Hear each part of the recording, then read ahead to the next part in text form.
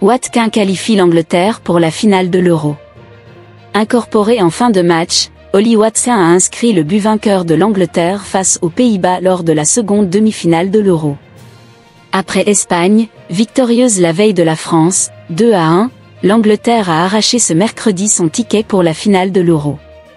Et les Tri-Lions ont appliqué la même recette. Menés au score dès l'entame du match, ils se sont rebiffés pour tout renverser et accéder avec mérite au rendez-vous de dimanche prochain à Berlin. Contrairement aux Espagnols, les Anglais ont dû attendre avant de pouvoir souffler. Ce n'est qu'à l'entame du temps additionnel qu'ils ont réussi à assurer la victoire. La solution est venue du banc.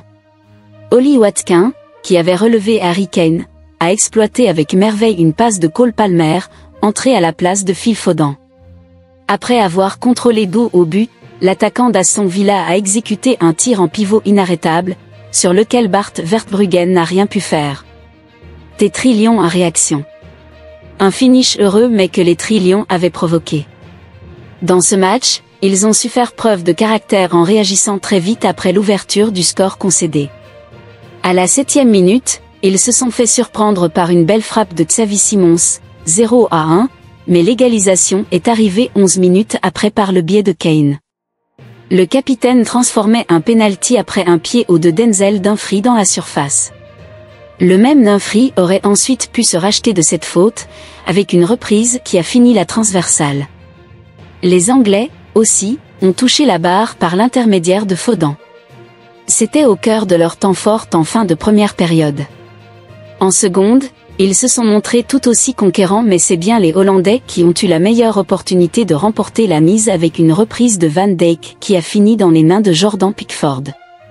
L'Angleterre ne l'a pas volé. Le succès des Anglais n'était pas volé pour autant. D'autant plus que quelques minutes auparavant Bukayo Saka a aussi fait trembler les filets, mais sa réalisation a été annulée pour un hors-jeu de quelques millimètres.